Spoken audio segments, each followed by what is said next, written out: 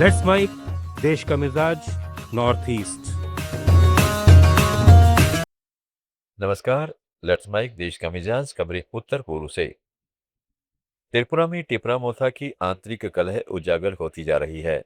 Party के वरिष्ठ नेता और विधायक रंजीत देव वर्मा ने साफ संकेत दिया है कि भाजपा नीति सरकार से मंत्री अनिमेश देव वर्मा और प्रश्नकेतु देव वर्मा को इस्तीफा देने का निर्देश दिया जा सकता है, चाहे 17 अप्रैल को डिस्ट्रिक्ट काउंसिल चुनाव के नतीजे कुछ भी हों। लेकिन अनिमेश देववर्मा ने सख्ती से इनकार कर दिया और कहा है कि वे जनजातीय लोगों के व्यापक हित में राजनीति करते हैं, कुछ नेताओं की खुशी के लिए नहीं।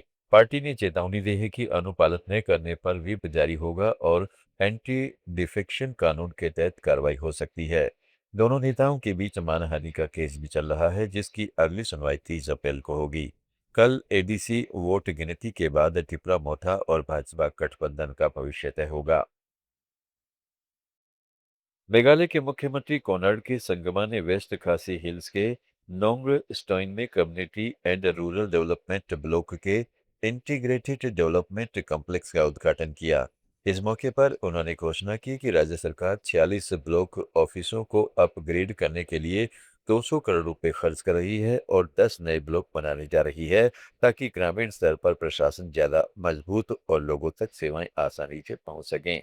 साथ ही उन्होंने नजदीकी गांव छेहकोह लांग में सीएम कनेक्ट कार्यक्रम के दौरान स्थानीय निवासियों से सीधा संवाद किया, जहां सड़कों के सुधार, लांग सियांग फॉल्स तक पहुंच मार्ग और प्राइवेट स्कूल शिक्षकों के वेतन जैसे मुद्दों पर चर्चा हुई।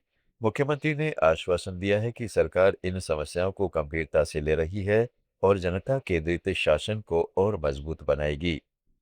केंद्र सरकार ने सभी राज्यों को अवैध प्रवासियों की पहचान, उनकी आवाजाही पर रोक और निर्वासन की प्रक्रिया शुरू करने के व्यापक अधिकार सौंप दिए हैं। गृह राज्य मंत्री बत्ती संजय कुमार ने मणिपुर के सांसद को लिखे पत्र में स्पष्ट किया है कि इमिग्रेशन एंड फॉरेनर्स एक्ट 2025 के तहत ये शक्तियां अब राज्यों के पास हैं, जिसमें मणिपुर भी शामिल है। उन्होंने कहा है कि अवैध रूप से रह रहे विदेशियों की पहचान, बायोमेट्रिक दस्तावेजीकरण, फर्जी भारतीय दस्तावेज रद्द करना और कानूनी कार्रवाई एक सतत प्रक्रिया है। यह कदम मणिपुर के जनगणना और परिसीमन से पहले अवैध प्रवासियों की जांच की मांग के जवाब में आया है। अब मणिपुर सरकार स्थानीय पुलिस के जरिए इस दिशा में सक्रिय कार्रवाई करेगी। अरुणाचल प्रदेश के राज्यपाल केटी पटनायक ने दिल्ली में पूर्वोत्तर क्षेत्र विकास मंत्री ज्योतिरादित्य सिंधिया से मुलाकात की और राज्य के खेल सुविधाओं तथा कृषि बागवानी क्षेत्र को मजबूत करने के लिए केंद्र से विशेष सहयोग मांगा। उन्होंने ईटानगर में एक समर्पित फुटबॉल स्टेडियम बनाने, पश्चिम और पूर्वी क्षेत्रों में एकीकृत खेल कॉम्प्लेक्स तथा खेल अकादमियों की स्थापना का प्रस्ताव रखा, ताकि युवाओं की खेल प्रतिभा निखर सके। साथ ही उन्होंने कृषि और बागवानी को आर्थिक विकास और रोजगार का मुख्य आधार बताते हुए इस क्षेत्र को बढ़ावा देने के लिए भी सहायता की अपील की। राज्यपाल ने कहा है कि आधुनिक खेल इंफ्रास्ट्रक्चर युवाओं को सही दिशा देगा और राज्य के समग्र विकास में मदद करेगा।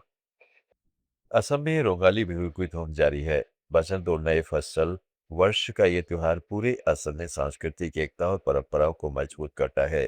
पहले दिन कोकराझार में बोडो समुदाय ने रोंगजाली दिवसागु बड़े उत्साह से मनाया, जहां ऑल बोडो स्टूडेंट्स यूनियन से जुड़े युवाओं ने बड़ों का आशीर्वाद लिया, पारंपरिक अरोनाई से स्वागत किया और सिफुंग खास व सेरजा की थाप पर खुलकर बिवासु नृत्य किया। वहीं दुबरी में ब्रह्मपुत्र नदी पर नृत्यांगन संगठन ने अनोखा नाव यात्रा कार्यक्रम किया।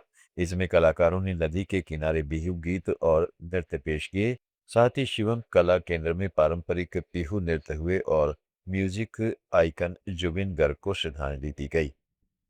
देश का मिजाज में फिलहाल इतना ही। जुड़े रहिएगा लेट्स माइक के साथ। आप सुन रहे थे let's mike more than radio.